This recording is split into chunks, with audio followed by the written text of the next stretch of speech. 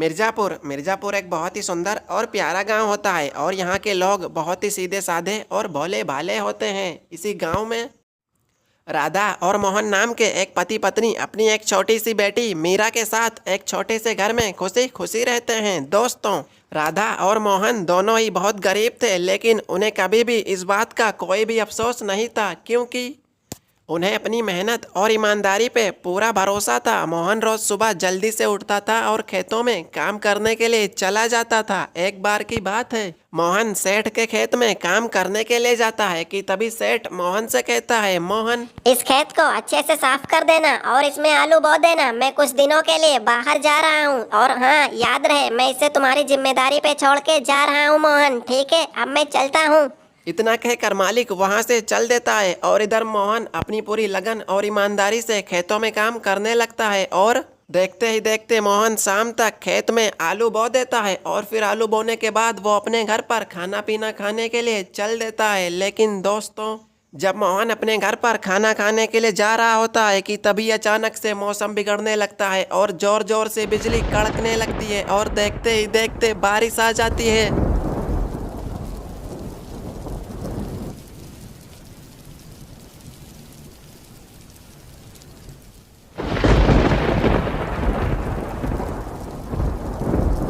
मोहन जैसे तैसे पानी में भीगते भीगते अपने घर पहुंचता है और घर पर पहुंचने के बाद वह खाना पीना खाता है और फिर सो जाता है।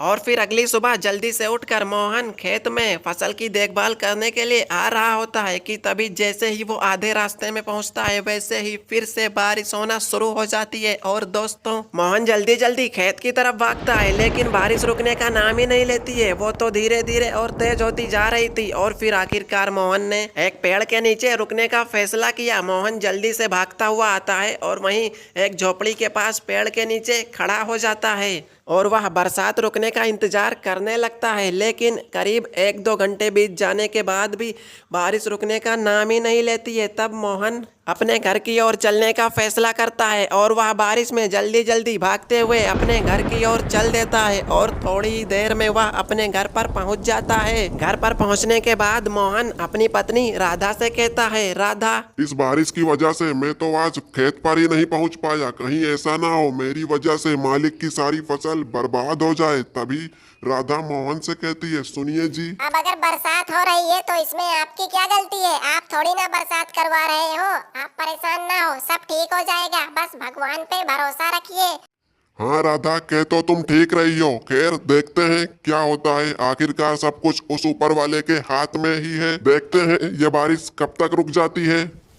जहाँ एक तरफ राधा और मोहन बारिश के रुकने का इंतजार कर रहे थे, वहीं दूसरी तरफ बारिश रुकने का तो नाम ही नहीं ले रही थी। वह देखते ही देखते और तेज होती जा रही थी और फिर करीब 1 महीने के बाद मोहन का इंतजार खत्म हो ही जाता है और बारिश रुक ही जाती है और फिर एक सुंदर और प्यारी सी धूप निकल ही जाती है, जिसके साथ ही मोहन जैसे ही अपने खेत में काम करने के लिए जाने ही वाला होता है, वैसे ही उसके घर के पास मालिक आ जाता है और मोहन के ऊपर चिल्लाते हुए कहता है, ए मोहन, सारे तेरी वजह से मेरी सारी फसल बर्बाद हो गई। तू अपने घर पर बैठकर क्या कर रहा था बे?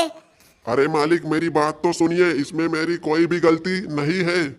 अबे चुप कर साले गरीब, अब तू मुझे सिखाएगा? खेतों में काम करने के बदले तुझे 1 भी रुपया नहीं मिलेगा। और हाँ, आज के बाद से तुझे मेरे खेतों में काम करने की कोई भी जरूरत नहीं है।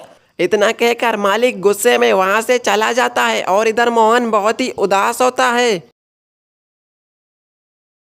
काम छूट जाने की वजह से मोहन बहुत ही परेशान होता है और वो हमेशा नदी के पास बैठकर बस यही सोचता रहता है कि अगर इसी तरह उसे अगर कई दिनों तक कोई काम ना मिला तो उसके बीवी और बच्चों का क्या होगा। ये सब बैठकर वो सोच ही रहा होता है कि शाम हो जाती है। वो उठकर अपने घर की ओर जाने लगता है। तभी जंगल के रास्ते में उसे एक गाय खड़ी हुई दिखाई देती है। मोहन बिना कुछ सोचे समझे ही गाय को अपने साथ अपने घर की ओर लेकर चल देता है। थोड़ी ही देर में मोहन अपने घर पहुंच जाता है और अपने घर के पास ही गाय को चारा देकर खुद घर के अंदर सोने के लिए चला जाता है और बिना कुछ खाए पिए ही वो सो जाता है। और फिर अगली सुबह जब मोहन गाय का दूध गारता है, तब वो इतने ढेर सारे दूध को देखकर एकदम से चौंक जाता है, लेकिन वो मन ही मन बहुत खुश होता है कि चलो कम से कम अब इससे उसके घर का गुजारा तो चल जाएगा ना। दोस्तों, अगर आप अपने काम के प्रति ईमानदार हैं तो ऊपर वाला आपको ज़्यादा देर तक परेशान नहीं रख सकता है।